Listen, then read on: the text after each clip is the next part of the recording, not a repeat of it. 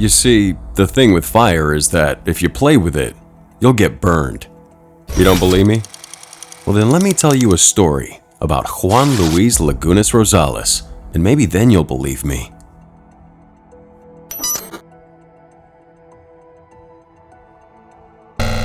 So, who is Juan Luis Lagunas Rosales? Hold on tight, cause this one's a hell of a ride.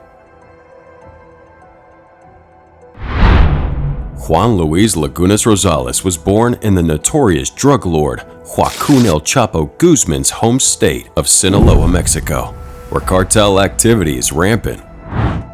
Growing up, Lagunas never got to meet his father. His mother left him with his grandma when he was just a little child.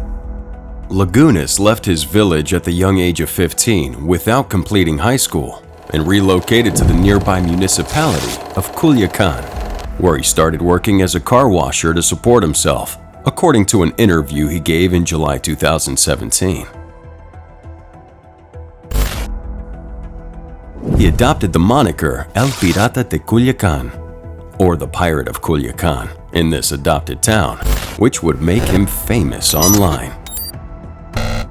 He started sharing videos of himself drinking beer and bottles of whiskey on social media, occasionally becoming so intoxicated that he passed out. The videos soon became popular online.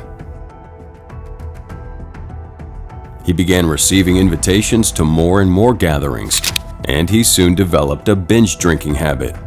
This binge drinking adolescent soon became a coveted YouTube star in the years that followed. At 17, he had amassed more than 300,000 followers on Instagram and more than 1 million on Facebook. As a result of his social media prominence, he began to appear at promotional events and in music videos. Crowd was amused by his baby face and brash, clownish manner.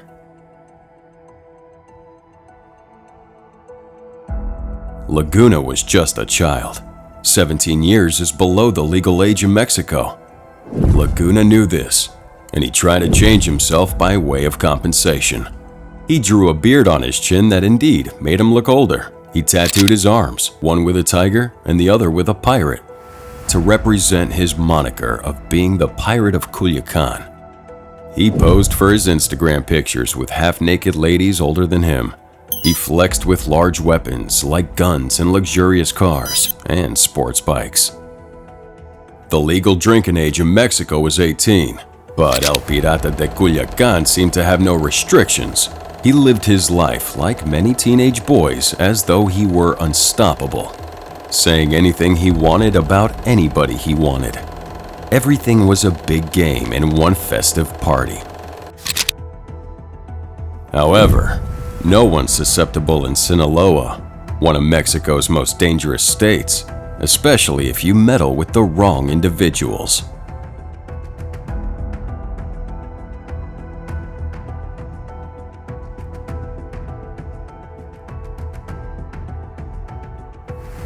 Nemesio Oseguera Cervantes, better known as El Mencho, the head of the Jalisco New Generation Cartel, was stabbed in one of Laguna's several recordings that were uploaded online when he appeared to be intoxicated.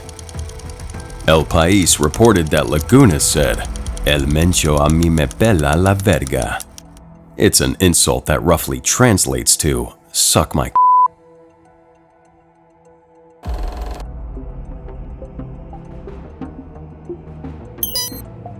To understand why it was so grievous for Lagunas to cross El Mencho, let me get into the details of who Nemesio Oseguera Cervantes is. He's a potent drug lord with 5,000 adherents spread over all continents except Antarctica. His vicious cartel, the Cartel Jalisco Nueva Generación, CJNG, is held responsible for cannibalism, murder, torture, kidnapping, and the proliferation of fentanyl, which has eclipsed heroin as the deadliest illegal substance in America. In contrast to several cartel leaders who received leadership positions through family dynasties, El Mencho's parents were farm workers who made a living in Aguililla, a city of less than 20,000 people in Michoacan, recognized as the world's avocado capital. After the 6th grade, he left school to go avocado picking. El Mencho traveled to Tijuana, a well-known border city for feuding Mexican cartels and American travelers. There, he expanded his drug trafficking operation into San Diego. He quickly established himself at the primary border crossing, a well-known drug market for cartels looking to ship their goods into the United States. El Mencho was deemed too dominant by the members of the Tijuana-based Arellano Felix group. The cartel could have killed him, but they ordered him to leave, according to U.S. Drug Enforcement Administration officers in Mexico. El Mencho, a former criminal, joined the police department in Tomatlan, a tiny town in the western state of Jalisco, south of Puerto Vallarta.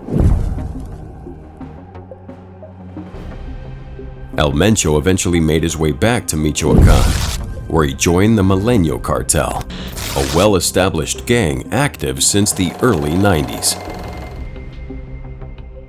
Through his marriage to Rosalinda Gonzalez Valencia, El Mencho had formed a powerful alliance.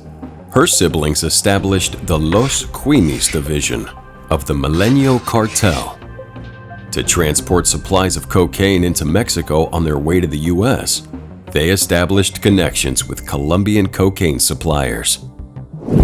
Eventually, they accumulated wealth that supported El Mencho's ascent, according to documents from the U.S. Justice Department.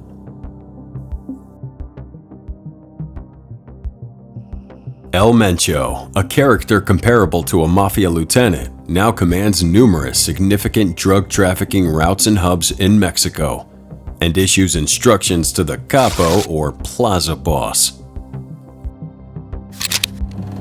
His cartel rules over a large portion of Guadalajara and has power over the Jalisco state's periphery and other states like Colima and Michoacan.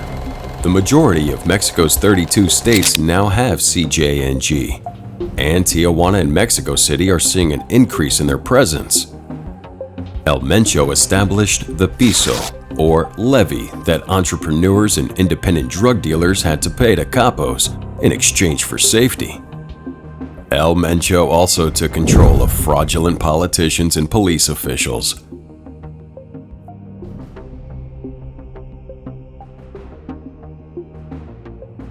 The drug lord had formally begun his ambitious plan to take control of the largest drug trafficking organization in the world.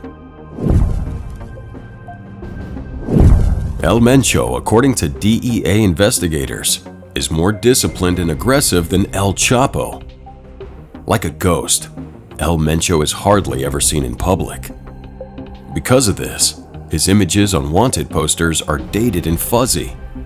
Despite running a billion-dollar business, he doesn't flaunt his money like previous tycoons, who were notorious for purchasing marble palaces and cruising around Guadalajara and Mexico streets in Lamborghinis and Bugattis.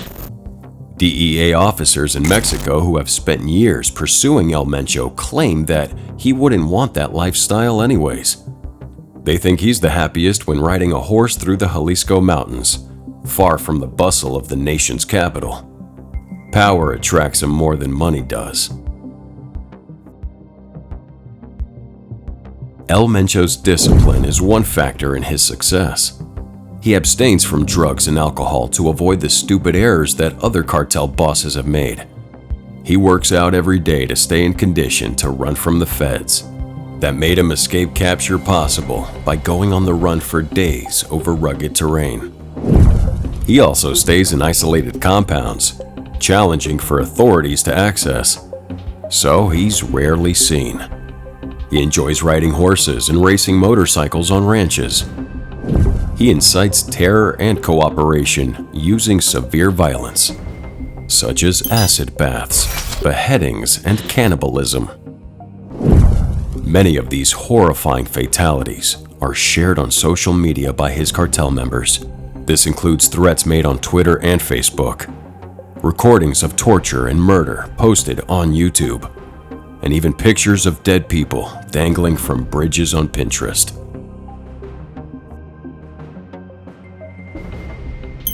A $10 million reward has been offered by the US for information that results in El Mencho's capture. The Nemesio Oseguera Cervantes reward is one of the largest ones granted by the US State Department's Narcotics Rewards Program. It doubles the previous $5 million reward for information leading to his detention. Oseguera became Mexico's most wanted drug lord after Joaquin El Chapo Guzman was extradited to the United States. Mexico announced its reward of 30 million pesos or $1.6 million for information that results in his capture.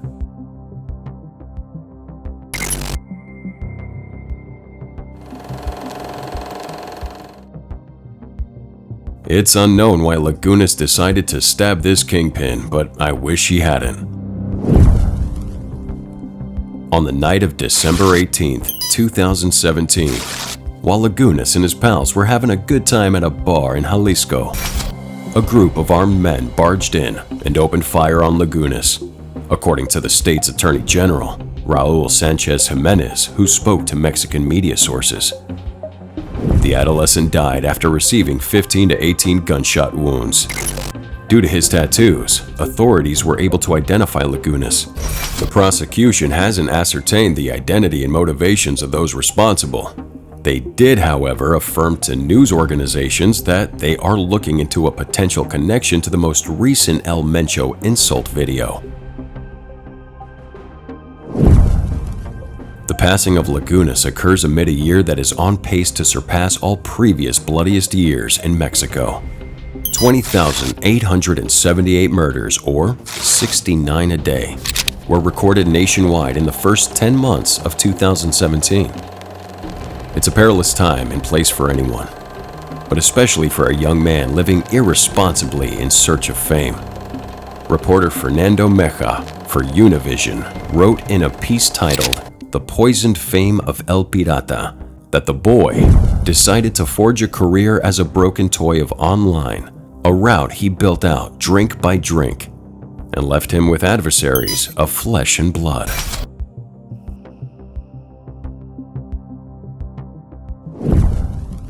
Lagunas seemed to have accepted his vices. He supposedly had a contract with a record label and intended to pursue a singing career. In a July 2017 interview with radio host and producer Pepe Garza, Lagunas admitted that he was aware that he needed to cut back on his drinking. Garza told him, "You drink a lot all at once and the body isn't intended for that." "People frequently inquire about my ways," the adolescent said. "How do you tolerate drinking so much?" "I merely chuckle and remark I don't know how I do it.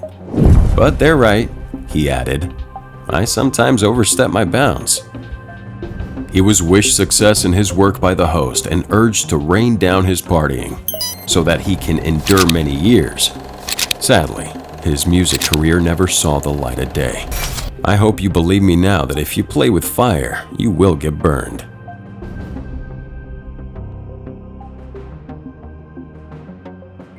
For more stories like this, please hit that subscribe button and like and share with your family and friends. What do you think would have saved Lagunas from this premature death? Let us engage in that comment section. Until next time, adios.